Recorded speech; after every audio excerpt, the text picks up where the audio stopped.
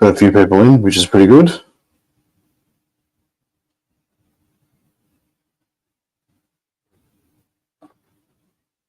Just give us a all clear if you can hear me and stuff. Everything's on.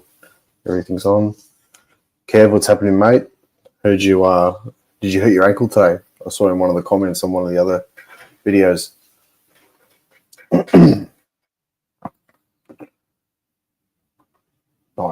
Nice.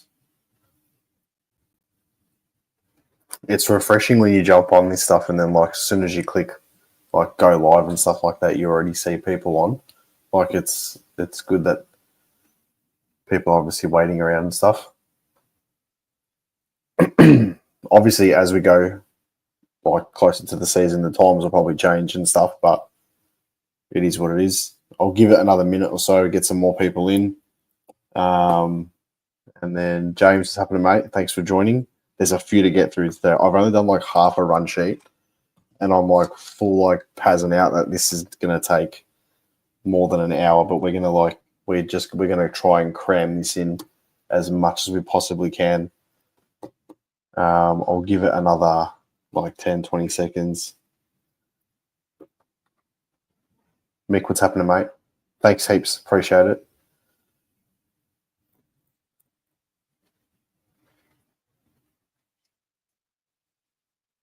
Yeah, nice, Kev.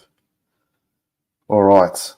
I reckon we'll start. There's 10 people in anyway now, so straight up, thanks for joining. This is another episode of the Black and White United Show live. There's heaps to get through today, so thank you so much, everybody, for tuning in. I'm your host, Andreas.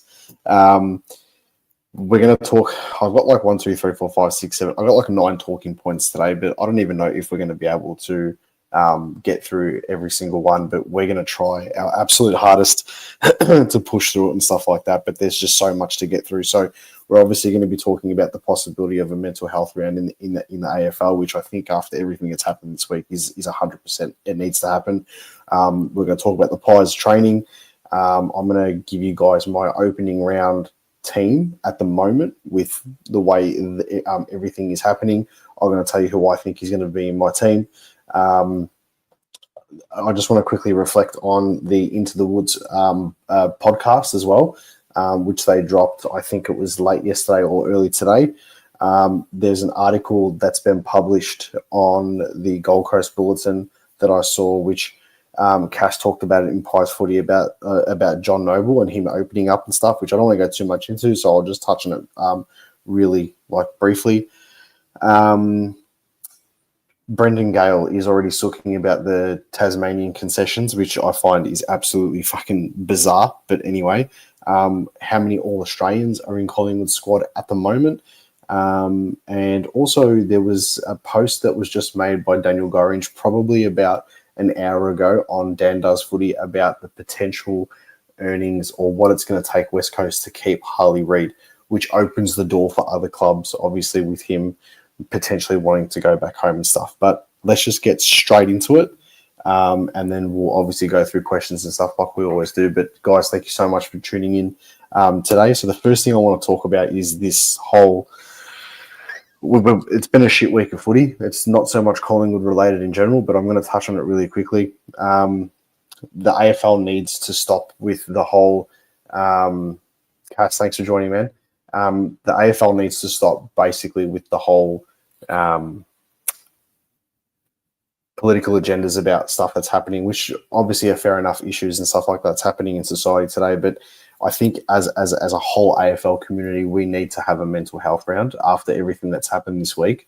Obviously, I'm not going to go too much into those instances in particular, but my theory would be having a mental health round dedicated to men's mental health and having it in like round 8 and calling it round mate or something cheesy like that, but just something to bring everyone together. And if you look at who's playing in round 8, I mean, you got some big games. You got Dogs versus Port, you got Adelaide versus Carlton, you got Collingwood versus Geelong, you got Sydney GWS, and you've also got Brisbane versus Gold Coast. So that's just some of the games that are actually like that like would actually like draw big attentions and stuff. And I just think that's like, what better way at the start of each round or at the start of each game to do something, and you could all wear like blue armbands or something like that. I don't know, just they've got to push it, because I'm just sick and tired of you've got all these different rounds for all these different occasions and all that stuff like that. But this is something that, like, you know, it's too big of an issue for us not to talk about and not to actually celebrate. So I'm just going to leave that out there. You know, tell me what you guys think. But I just think that's something that, and I think like the big clubs like Collingwood, Carlton, Essendon, you know, they should really be pushing stuff like that. But that's just my opinion. I'll leave that there. You guys can tell me what you think. I'll get to the comments in a minute and stuff. But yeah.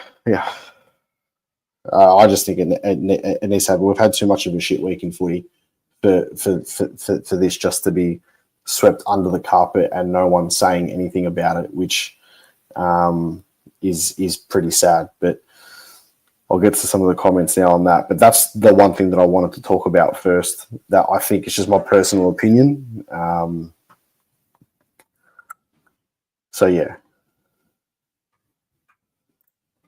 So Into the Woods, round, mate, love it. Yeah, it's just, I just think it's something, like, I know it sounds cheesy and stuff, but it's something that could obviously bring everybody together, and the big clubs should obviously push it after the week that we've had. And if you look at some of the people that have gone in the past, like Tarkin Frawley and stuff, yeah, they had the, you know, I think St Kilda and Melbourne did that thing with Danny Frawley and stuff, which is great. But is it enough? Why are we only getting one game and we're only getting, you know, a little snippet here and there? This should be something that just gets, like, I would rather this issue be like oversold, if that makes sense. It's a silent pandemic. You're not wrong. You're definitely not wrong there. It is.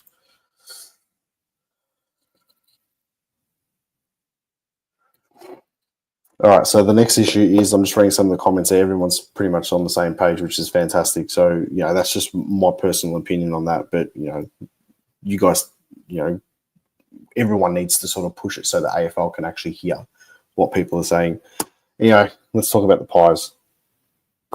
Training is ramping up, and it's been such a hot week temperature-wise, and you saw them train early, you've seen them train later in the day and stuff, and like every single time you see any sort of footage from like Jen's Training Buzz or anything like that at all, like even the stuff that the club does put out, you're starting to see these guys go like nuts for it, like go really hard for it. And I said it in my last video, you know, like, you obviously don't want them to kill each other now, but they're fighting for these spots. They're fighting for these spots, something vicious, and we can't like underestimate like how tight it is, where someone like on a rookie list like Markov can pinch someone's spot and jump ahead of the queue for TJ, for Jacob Ryan, for Charlie Dean, and those types of players. So, you know, I love the fact that the guys are going in so hard now, because realistically we're 2 weeks out from our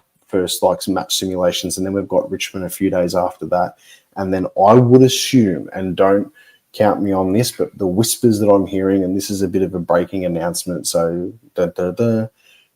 we should be having an intra-club match, from what I'm hearing, either on the 13th or the 14th of February. So either Thursday or Friday, there should be an intra-club game.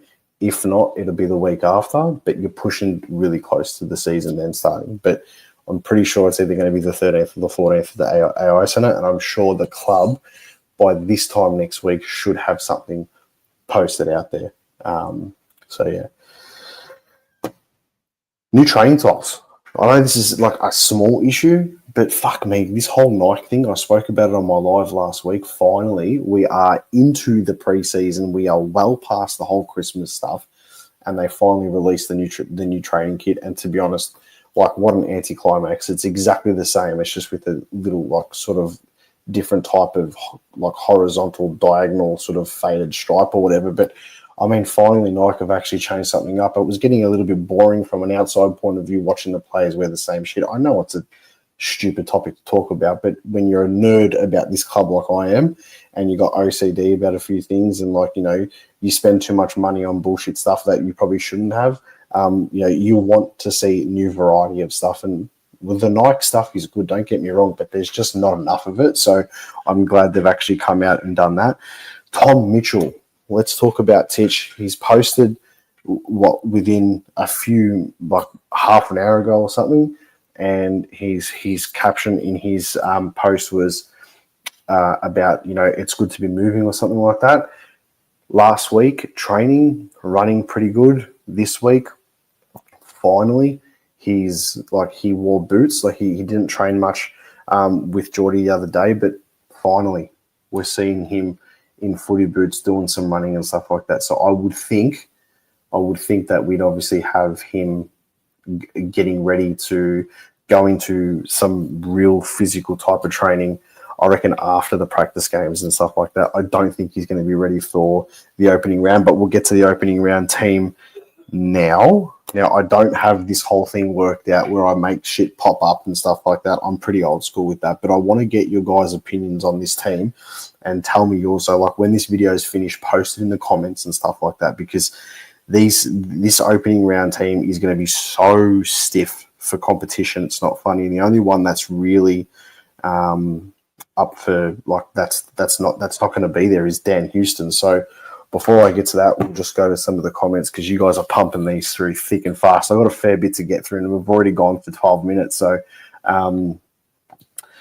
we'll go here to Kevs. We need to have around, but also to the AFL has covered up a lot of things that they said we need to protect the medical side of things with drugs and how we don't find out.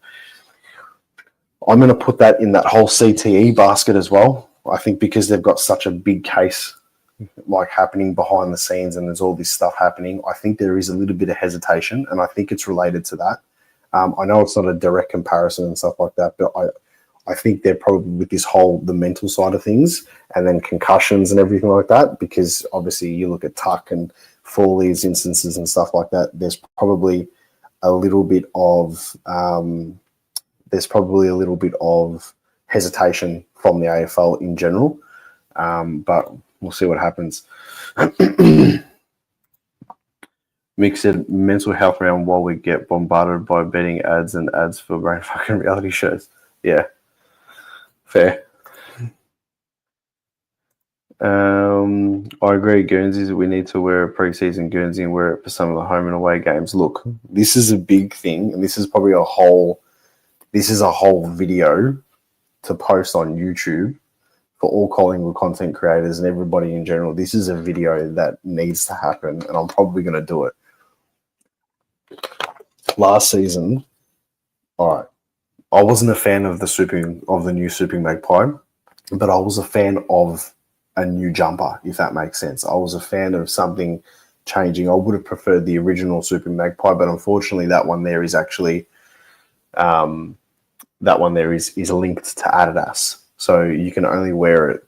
Anyway, there's a whole branding story behind that. But surely the club can come out with something. I like our away kit, the white base one. I think that's fair enough for away games. But for gather round, for, you know, if like we do it for the Indigenous round, the Sir Douglas Nickel round, that's fine. We have the different stuff. That's fine.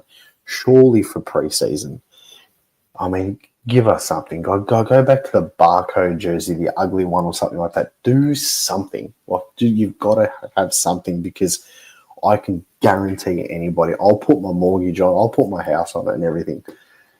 If you came up with a Collingwood preseason kit that they wore for continuous preseasons, those jumpers would sell. The club would make money. Why aren't they doing it? I don't know. Like, I understand we're very traditional with our stripes and all that type of crap, and, you know, that's a whole debate with Port. They can piss off, but surely you can come up with something like different for the preseason or for like gather round, just something. So it'd be nice. George is on. Realistically confident Collingwood supporters are on. They're in the house. That's pretty awesome. Everybody go and follow his page too. You probably already do. He's got like 10,000 people following his Facebook page, but whatever. And ask him where his merch is. Should West Coast hierarchy come into investigation by an internal team for the impact of the mid-2000s squad for turning a blind eye? Daniel Cheek has been all over it the past few years. If once a season someone brings up the drug saga with Essendon and Dank, surely that the AFLs should investigate something along those lines of what happened off the field. But with that being said, it's such a long time ago. It's just that there's so many players in that squad that are just absolutely like cooked at the moment, which isn't good. AFL in general really sucks at merchandising compared to other sports.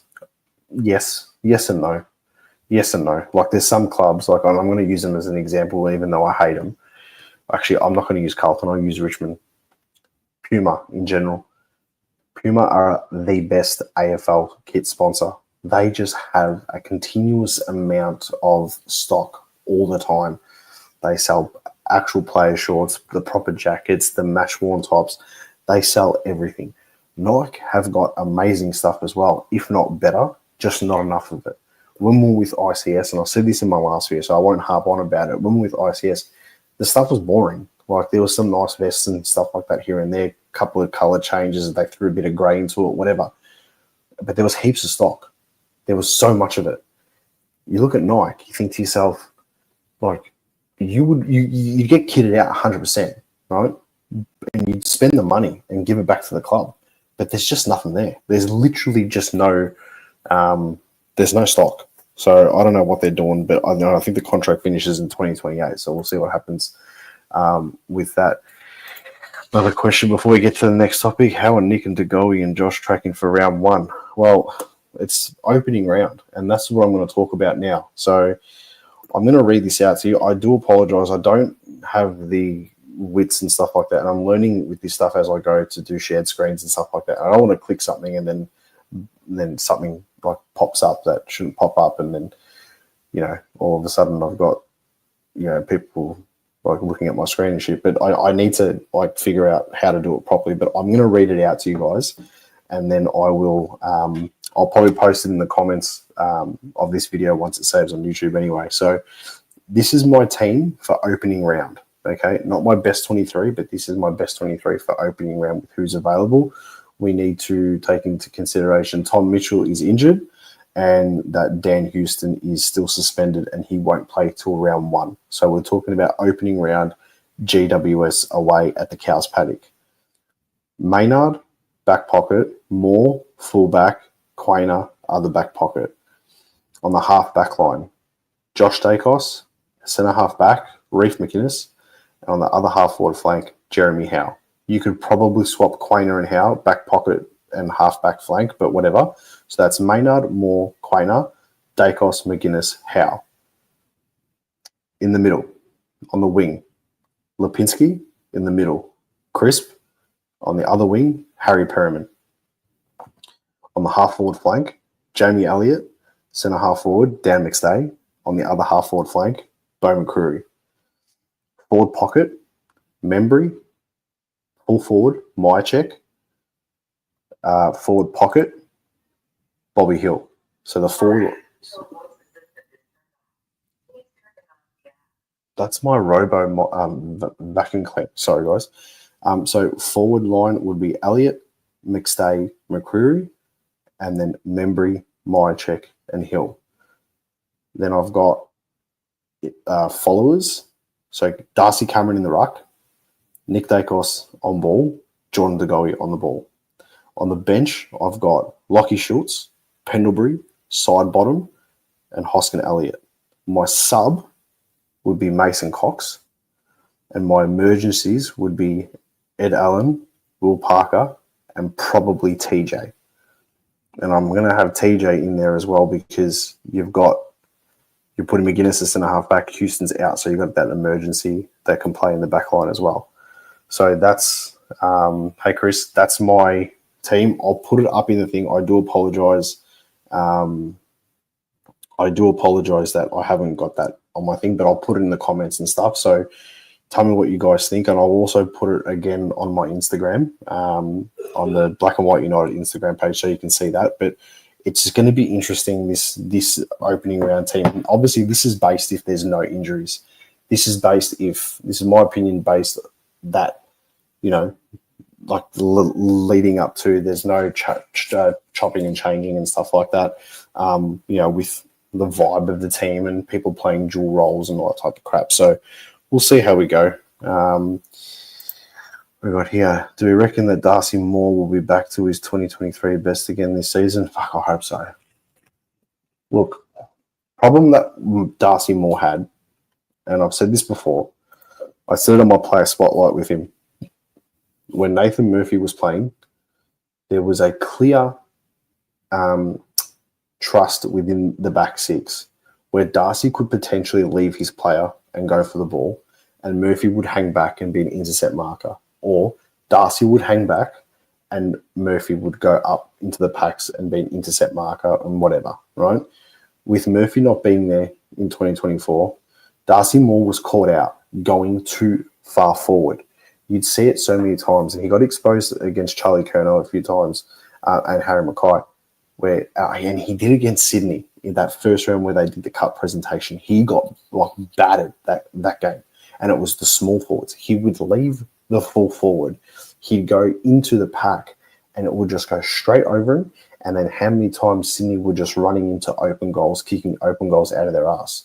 It was because he didn't have that extra support. We didn't have that traditional intercept marker, that flexible defender that could crash the packs and stuff like that. I'm not saying Dan Houston's that by any stretch of the imagination. Dan Houston's basically another midfielder in that defensive lineup. But what I do think is that it changes the structure and it will allow Darcy Moore to play a more concentrated role. And then you'd have players like Josh Dacos and Dan Houston obviously there, pushing forward. And then Reef can obviously go back into the pack too. The only thing I'm worried about Reef is the concussion stuff. And he copped a knock against Adelaide last season. He's copped a knock this season in preseason, and he's not training with the group. He's still doing his concussion stuff. So, you don't want him to cop a knock and then all of a sudden you've got to chuck in a Jacob Ryan, you've got to chuck in a TJ. You've got to feel around with this, and then we're lacking that. We're lacking that. I don't know, Wiedering type, the Harris Andrews key player. I mean, is Billy Frampton that person? I mean, he can perform. We've seen him perform in big games, albeit the grand final was up forward. But is he that person to come into the back line and do what he did to Charlie Curnow that game against Carlton? He kept him goalless the first game in 66 games. He was kept goalless.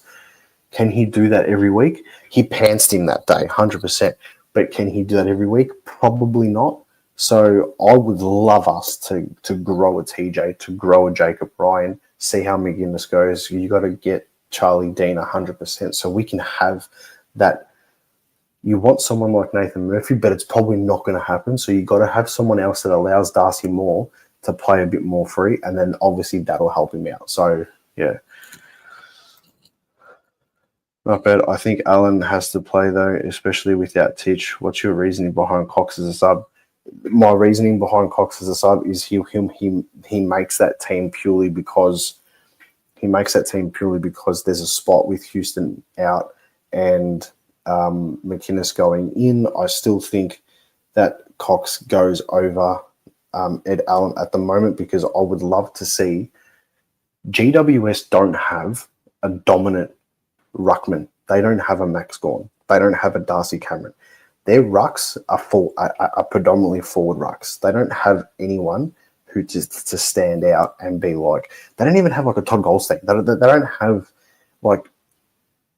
a dominant a Mumford now. So if you were to play the Cox and Cameron combination and have Darcy Cameron smashing their ruckman the whole time, and then Cox comes in whenever he needs to, goes up forward, depending on what happens when he goes in, or helps out in the ruck. You're changing it up a little bit, and you're confusing a ruckman that's not as experienced as them two. So I think matchup-wise, that's why I've gone him. If we were playing the opening round against Port Adelaide, I probably would have Ed Allen in and then Hoskin Elliott as a sub.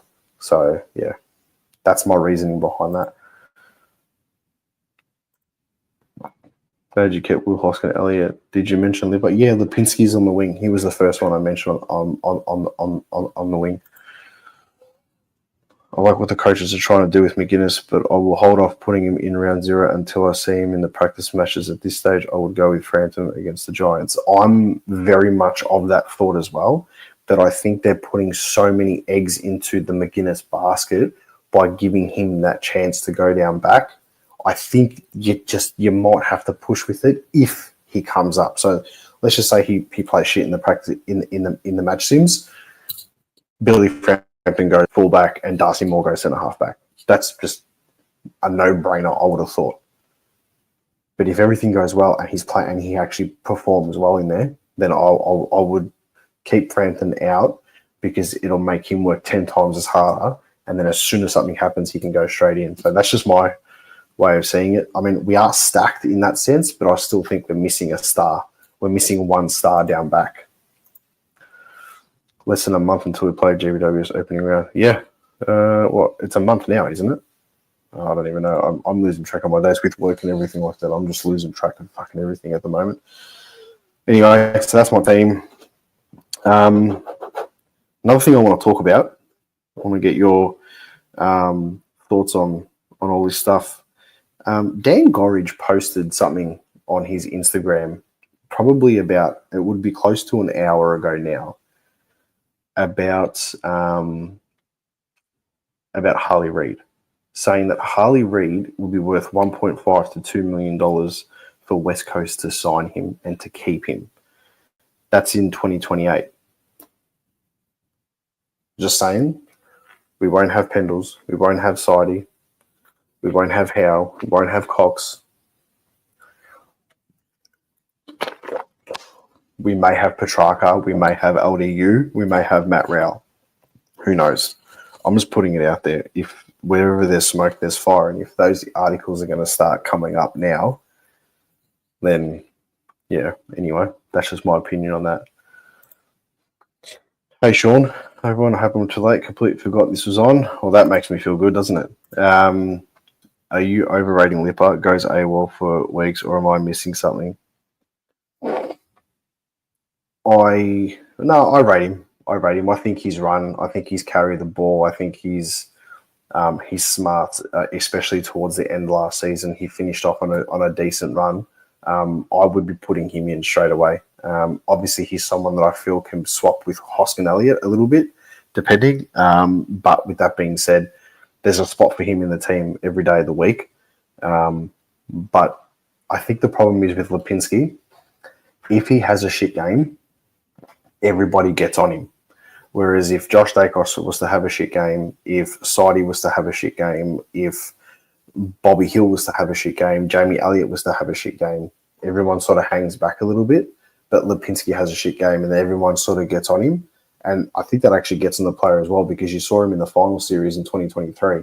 Like, he was playing shit. He was lucky to have his to have his spot, albeit when Murphy went down, he came in. And that's the thing. They had a plan for Lipinski in the grand final to inject him in either just before halftime or in the third quarter to give us that extra run, which would have completely run over Brisbane, I would have thought. But we had to bring him in fairly early. So the whole plan got put into a bit of disarray. But at the same time, I still think he's good enough to be in the starting team. Who do you think plays there last year in 2025? For me, that's 100% how much love Billy Elliott and Sidey on 50-50 Howe's on how. I don't think Howe's going to play on. I think Jamie Elliott will probably retire if we win the granny. If not, he could go another season. And either Sidey or Pendles, one of those two will retire, and I think it'll be Sidey. I think Pendles will go one more year for the record. But with that being said, if we were to win the flag, don't be surprised if they all go. And that's catastrophic for us. We cannot lose Howe, Sidey, Pendles, and Elliott in one season. We're going to lose Cox. That's one person already. But we can't lose all those four in one season, even if we win the flag. Like, I mean, you'll take it, but even if we win it, you don't want to lose it. Mick Mulhouse said it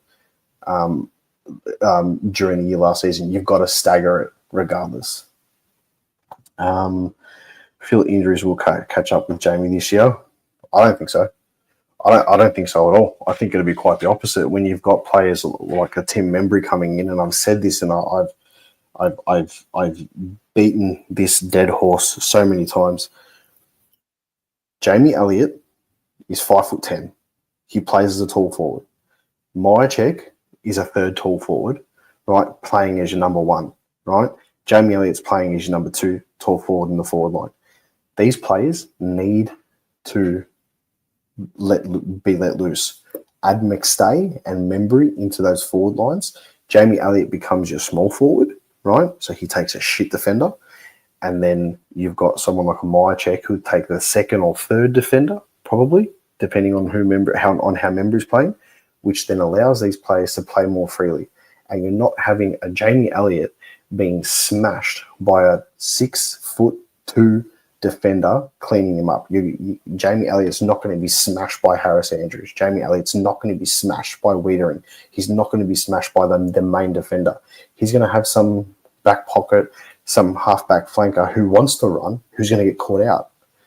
So I think having these players play on them that aren't going to be as big as them or the same size means they're injury wise, unless it's a soft tissue, something like that, you're probably not going to see it as much. I mean, Jamie Elliott's been banged up. He's had broken legs. He's had hamstrings, backs. He had his shoulder cleaned out the other year. I think he's ready for just a bit more freedom in his last couple of years. Talks about Harley Reid moving. Harley Reid's been talking the whole time, but it's just interesting that it's going to be that price range for West Coast to hold on to him, which they'll have the money. But it just depends if he wants to go. But the thing is, if he comes home, I still think he's going to go to Essendon. That one there, already done that one. Essendon trying to get everyone, but they're the main ones for Harley Reid. What do you think of GWS suspensions and how that may favour us in round 0? Well, I've actually forgotten who the players were, which isn't good. I've forgotten who was in. I know that Harry Perryman copped a fine. And I know Toby Green copped a fine, but I don't know whose thing. So if someone could let me know, that'd be great, and we can go back to that afterwards. But regardless, I mean, they're going to be like prime and ready for us regardless. So whoever steps in is going to be more than capable of trying to stick it to us. I just don't see a row happening, but that's more, I can't see a player that good coming over in their prime. I reckon we are on the track bandwagon. See, I'll give you 2 inches. We're on the track bandwagon 100%. I reckon that's so close to being 100%. It's not funny, but I'm beating it so much in almost all my videos and talking about it all the time because I genuinely think with the retirements that are going to happen, there is a chance if he turns around and says, guys, get me out of here without access to 2 drafts, you might as well just go for it. We're going to get Thomas McGuire. We've got him. The kid's not going to be Nick Dacos, but he's going to be just as good, right? He's going to be awesome for us. If we're able to snag him and then get Petrarca, oh my God. Is Petrarca damaged goods though? That might bring his currency down a little bit, which could be good for us if we get him 100%. But I mean, already at preseason, he's already got a busted rib, so who knows? That being said about Rao, the counter argument I can have to that is we just got Dan Houston in his prime. We landed a big fish in his prime. I still think Harry Perryman's an awesome player, probably not as the Dan Houston level, but someone who's going to be amazing for us. And I'll tell you this, go back and watch the 2023 prelim final against GWS and look at how many times Harry Perryman intercept marked or got the ball and drove it forward and set up scoring opportunities for him and stopped really good plays that we were doing, and we've got that now. So I'm thinking, fuck, that's awesome. So we've got another good player in his prime, but we've got Dan Houston, who's a 2-time All-Australian in his prime too, so there's no reason why we can't do it. I mean, you'd think, oh, God, he's probably going to go to Geelong or whatever, or Carlton, but, I mean, I said this last week, this is how much Collingwood will be shooting themselves in the foot. When they drafted him in 2018, Collingwood were trying to get the number 1 pick off Gold Coast. They went to Gold Coast and said, what would it take for you to trade your number 1 pick to us? And they turned around and said, a second round pick, and Adam Treloar. It was a second rounder and Adam Treloar when he was playing well. You give us him, and we'll give you the number one pick, which was Matt Rowell. At the time, you're thinking, you're not fucking touching Adam Treloar. You're not going anywhere near him. It's like asking for Jordan De Goey. What happened 2 years later? Fire sale. So, I don't know. I think we're a chance. I think UDL will probably sign at North. I think he might want to stay at one club, but who knows? Lippin needs goals, not me. Just one here and there. Doing 20 Ks a game isn't enough anymore with the cattle we have available. Yeah, but it's an athlete's game. It's not like it was in the 80s and 90s. It's now it's an Ironman game sort of thing. You got to get the Ks up and stuff like that too. But I think that comment would be more. That comment is more relevant to someone like a Beau McCreary. If Beau McCreary can get, instead of doing all these Ks and only getting 12, 13 possessions a game, if Beau McCreary gets 18 to 20 possessions a game and kicks 2 goals right out of him, I mean that's Brownlow votes. That's top 6, 7 in our BNF if he's that consistent. Lipper, I think, has his role, and but he still kicks goals here and there too. I mean, probably not as consistent as you probably would want him to, or as we all want him to. But also too, he was injured last year, I think it was, at the start of the season. How might pull a Dustin Fletcher and play till he's 40? If he outlasts Pendles, I'll eat my hat. Oh, so will I. If Bobby Hill has a cracker of a year, we can use him for the deal for Reid. I would not touch Bobby Hill. He's not going anywhere. The only time Bobby Hill would leave Collingwood, and I'll put this out there now, the only time Bobby Hill's going to leave Collingwood is if he turns around and says, the best thing for me and my family is to go back home to Perth, and it is in line with the Harley Reid stuff, then you would entertain it. But I think Bobby's staying. I think Bobby's staying 100%. I'll get to some more comments in a minute, but I just wanted to touch on my next one, which sort of is a good segue.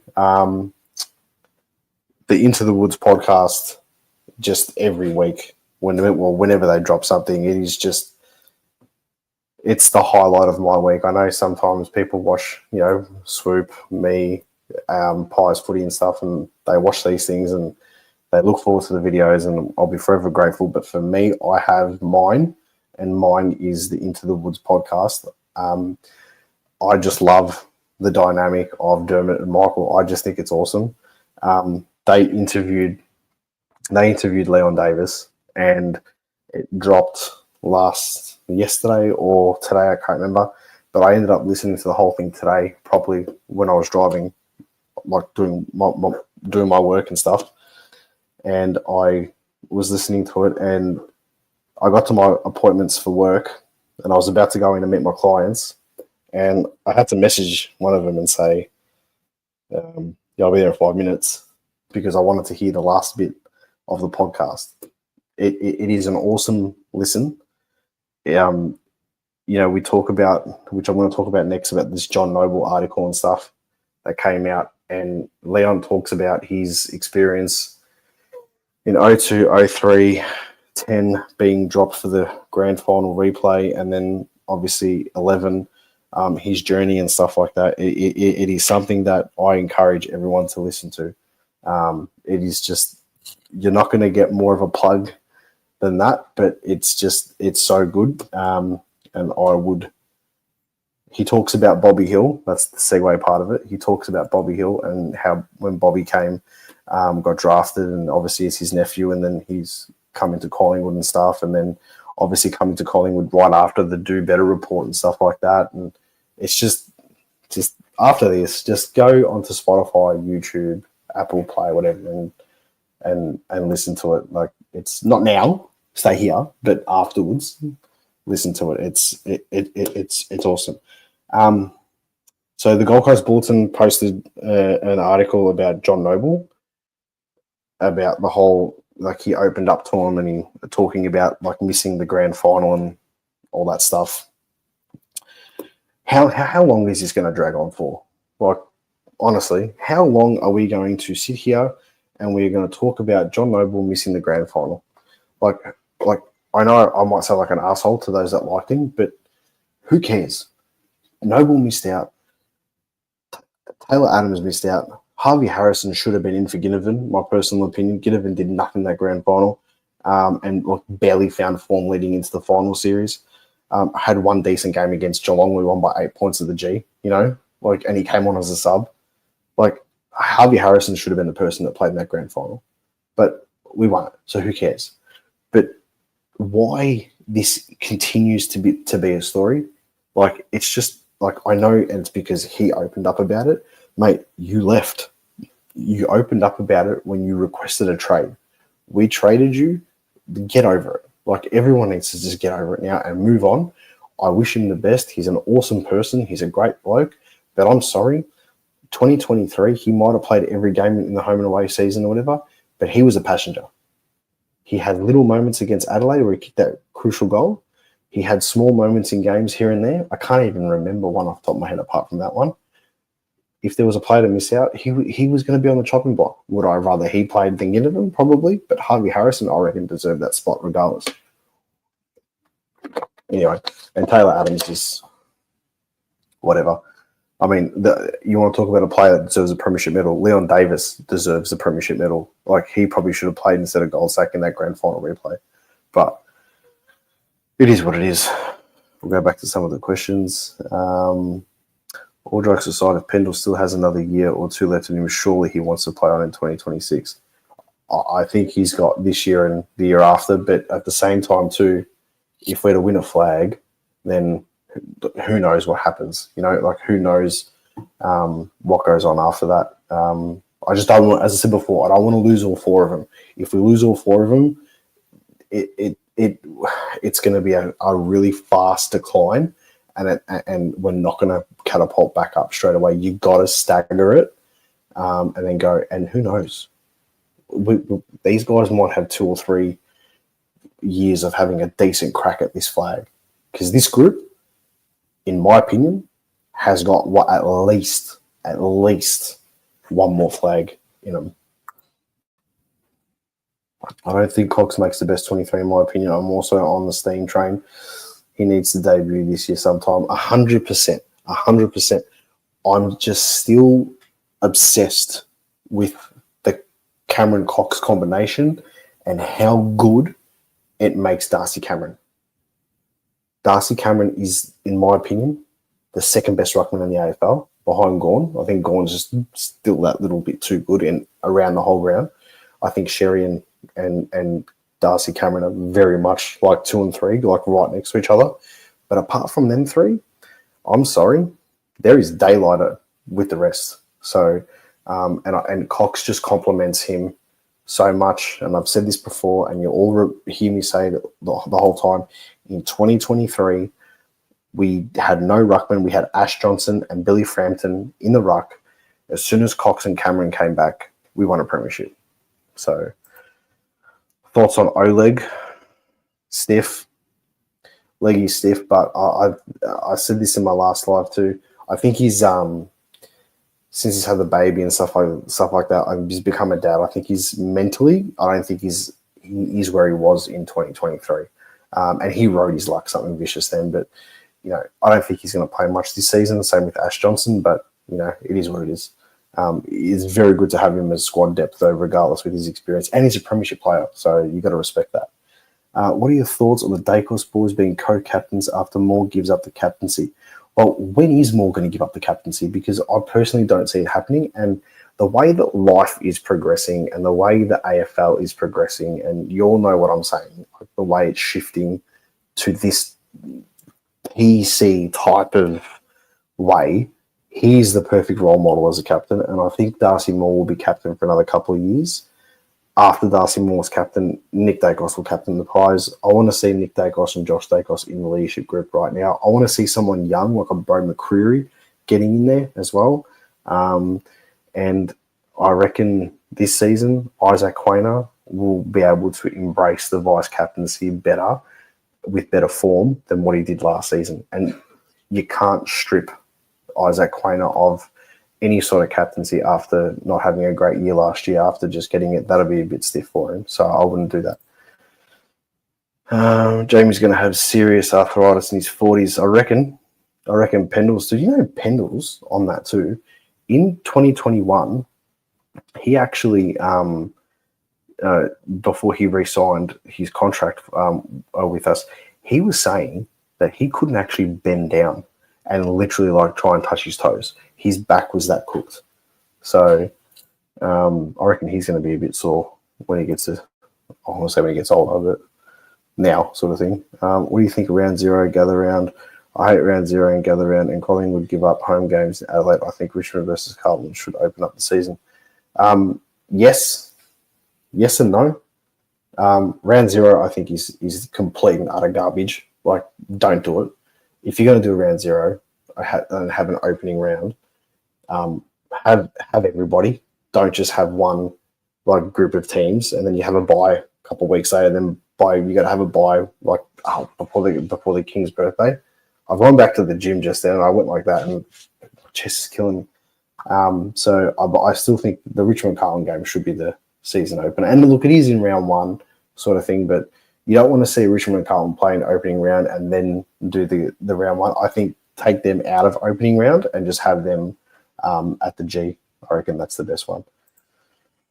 The salary cap does increase just over 18 million, so Harley Reid contracts may be sustainable even if it's close to 2 million a year. Yes, and you look at perfect example of that also is the whole Mac Andrew deal with Gold Coast. Like they would have with Mac Andrew that they would definitely back end that deal something vicious.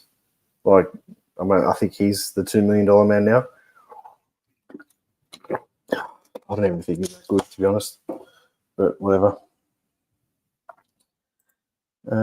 Riccardi is a big out. So that's one of them there. That's huge. If Riccardi's out for GWS, that's massive. This will be the last question, and then I'll get back to my last few points that I want to talk about before we wrap it up. Sean, you're on fire tonight. Plush Track gives us a couple of years so we can develop his replacement. I don't see him costing as much as Rao. It's a short-term fix, but it's long enough to have a kid ready when he retires. See,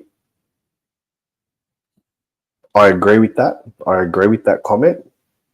And I think Track is the best person to come into the club, right? Let's just say we get Track next season, okay? Forget Ralph, forget LDU, forget anybody else. We get Petrarca. We get Thomas McGuan. Pendlebury stays. You got Dacos, DeGoey, McCreary, Perryman, Houston, all these guys there. Our team, and we might lose a Howe or a Sidey or an Elliott or something like that. Just hypothetical sake. You added Christian Petrarca and Thomas McGuan in the team. Now, obviously, we don't know what Thomas McGuan is going to be. We think he's going to be up there. But let's just say he hits the ground running and he plays the majority of next season. And then you've got someone like a Petrarca in there too. I mean, that's perfect for us.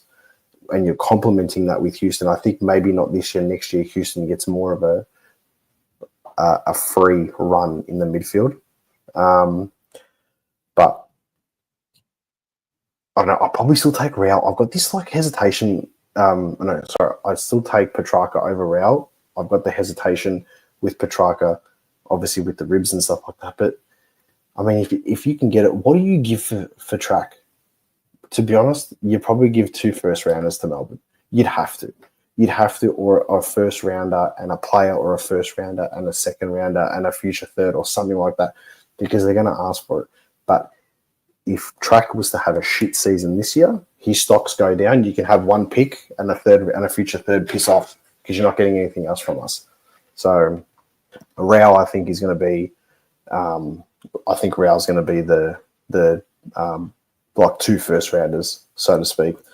So other things I want to talk about is just really quickly on the AFL website. If you guys jump on whenever you can, Brendan Gale is already talking about the concessions that Gold Coast were going to get. He's like, there was a quote on there saying, "Oh, they're not as good as what everyone thinks." So whether he's sooking or he's playing it down because it's going to be next level, but Cal Toomey said on that article also that the concessions that Tasmania are going to get are not as good as what Gold Coast and then not as good as what GWS got when they entered the competition in 11 and 12. Now, just so you know, some of them are, and I took a screenshot of it. The details, it says here, the details to be finalised for the list rules include how many drafts Tasmania. So obviously, they're going to have a meeting this week or early next week, and they're going to go through all the stuff for Tasmania, because now that the draft has access to 2 drafts, it's going to impact the whole Tasmania thing. So they're saying how many drafts Tasmania will have priority access to, how many selections the Devils will hold each year. So this is all the stuff that they're going to have when they come into the competition. If a caveat will be attached to a trade to trade a certain number of picks for established players, access to Tasmanian father, sons, and academy players, so which that's standard. Sign-on bonuses for out-of-contract players. So that's scary, because if you've got a player that's out of contract, right, they sign a contract for Tasmania, they'll get an added bonus. And I guarantee you that added bonus is not going to be part of a salary cap or a soft cap or anything like that at all. That'll just be like, hey, you signed for us. There's your $900,000 a season, and here's fucking $100,000 in your pocket right now. You're telling me some B-grade footballer that they're targeting just to get their numbers up and stuff, just to get them like an established side. You're telling me is that someone's not going to take that? Like we're talking like a B-grade footballer. Like, to put it into Collingwood terms, imagine if someone turned around to Lipinski and said to him, "Hey, come play for Tassie. I'll give you $900,000 a year, and then $100,000 as soon as you put pen to paper." You'd be stupid not to take it. But it depends on the person and, like, obviously living arrangements and all that crap too. How many players from other clubs will be able to secure? So basically, how many players can you pinch from Collingwood? How many players can you pinch from Carlton? This, that. But then that sort of contradicts the whole father-son thing. Imagine if there was a player playing, his dad played in Tasmania or whatever, and you already picked too many players from that team, but then you want someone for that. I don't know. It's just, that's pretty much the stuff they've got there. You can see it all on the AFL website, but we're going to start hearing the whole Tasmania crap coming up, which is going to be a little bit draining, but it is what it is. Well, one of the last things I wanted to talk about before we finish up with some comments and stuff is right now, as we speak, with all this, the 18 clubs that we have at the moment, how many All-Australians do you have in that team that have been selected in an All-Australian squad? So Collingwood are leading on top of that ladder. Right now, we have 13 players on our list that throughout their career have been selected in the All-Australian squad. Second is Fremantle with 11. Equal third is Sydney and GWS with 10. Fourth is Carlton, Hawthorn and Melbourne with 8. Fifth is Brisbane, Essendon, Geelong, Port Adelaide with 7. And then you've got 6, 5, 4 with the leftover clubs, with the last being Richmond having 4 players currently on their list that have been All-Australian, which, to be fair, they're probably premiership players from their golden era, so you could accept that. But for us at the moment to have 13 players, and even if we didn't have Dan Houston in our team, and you then have and you take him out, we're still on top with 12. So the list speaks for itself in that regards, and I'm just wrapped that we've actually got that. I'm hoping that we see more of a presence this season with like all Australians. I want both Dacos boys in there. I think IQ will be in there. I think Bobby Hill's a chance to get in there. I want to see Darcy Cameron pinch a ruck spot or pinch a rotating spot on the bench or on the forward line. That's going to be massive. That's going to be like a video towards the end of the season once it's all done. But I reckon we should have at least 5 All Australians in the side this year, provided everything goes well. I mean, fuck. But yeah. Go back to some things before we wrap it up. Beau McCreery, highly underrated. No shit. Beau McCreery, like his game last season, and especially during in 2023, just going into the stoppages, playing on the flanks or whatever, and becoming that extra midfielder. You know, when when you'd have the midfield was stacked and then you'd have Nick Dacos playing on the half-back flank and someone like a Bo McCreary playing in the half-forward flank, whatever, and they both come in for the stoppages, you basically had two extra midfielders. Obviously, there's a risk with the ball going like over the top or whatever and being caught out, but that they know their game plan. And I think Bo McCreary is definitely a future vice-captain of this football club, 100%. Michael Gary, how you going, mate? This is my new reality TV show. No need to watch anything on TV. I just chuck YouTube on and watch this on the TV, pretty much. That's how I feel about like other ones as well. It's just weird that someone says that about me. Tell me about it. I've been saying that for years on Bo. So much potential, but he hasn't switched onto it yet. The more opportunities he gets, hopefully he'll be closer to it. I just think also that we're so stacked in our midfield where he can't really break into it too much. I think you'll have more of a free run at it when someone like a Will Hoskin-Elliott retires or a Jamie Elliott retires. I think that's when we're going to start to see Bo really step it up. Potentially with someone like Pendles going, he might be able to go in there. But I think when Pendles goes, we're going to see more of an influence on the Houston and the Cripps side of things. So, Cripps or which. But yeah, so we're just so stacked there at the moment, which is about fucking time, to be honest. I hate to say it, but if not for Dom Sheed, Bucks would still be around and we've been miserable like Essendon right now. But we're not. And Dom Sheed did his knee. So football's fucking great. I don't know. I don't care. Like, I don't care. That guy's just... 2018 was like a death in the family. He caused me so much mental like pain and all of us. And to be honest, I still take a flag. You take a flag regardless. I mean, if someone said to you right now, how's this? I'll give you this scenario here, yeah? If someone said to you right now, you'll win 3 out of 4 premierships like Richmond, but you're going to spend the next 8 years towards the bottom, and then you'll see how you go, I'd be like this. And I will post the most boringest videos for the next 10 years when we're down the bottom. I don't care. But if someone said, I'll give you 3 out of 4 premierships, so what I'm saying is if someone's to turn around to you and said, hey, forget the whole Dom Sheed thing. We win the flag and Bucks is still him and go through that. I don't think Bucks would have still been there on the flag. I think he was mentally tuned out. Thanks for the kind words. It's one of the best podcasts going around. So, and I'm really looking forward to seeing what you guys do throughout the season. There's going to be so much stuff this season. I think we're in for a really good year. It's just a matter of, I'm also going on a holiday in June this season, guys. So I'm just putting it out there. You're not going to get a lot of videos in June. I'll probably post a couple here and there, but I'll be somewhere on the Greek islands, like doing this with the €80 a month app to watch Fox Footy. Fucking rip-offs. If anyone's got any illegal streams, let me know. Bucks nearly won a flag with half the team out. Yeah. I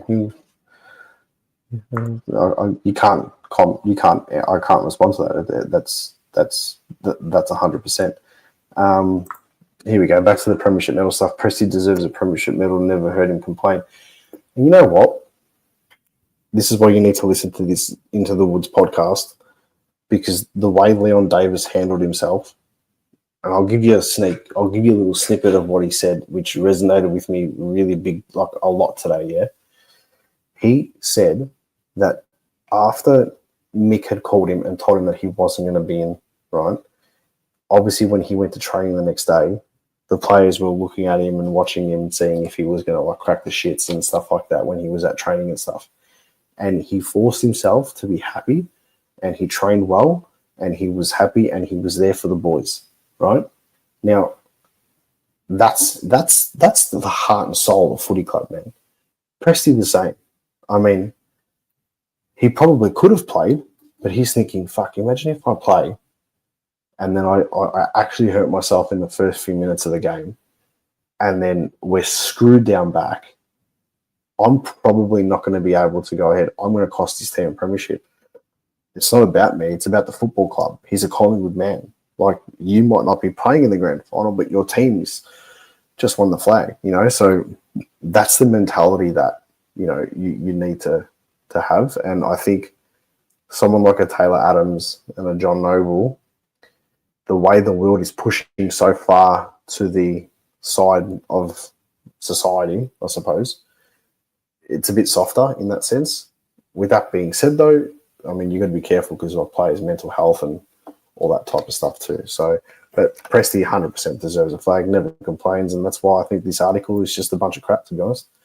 I'm going to just do a couple more questions. I'm going to wrap it up because we've gone for over an hour here, and I really appreciate everyone staying on. It's been a jam-packed live. I got through everything too, which is grouse. Thoughts on our potential VFL team? I reckon it's our best in years, and we have plenty of players who will stand up as everyone can develop in their games naturally and effectively.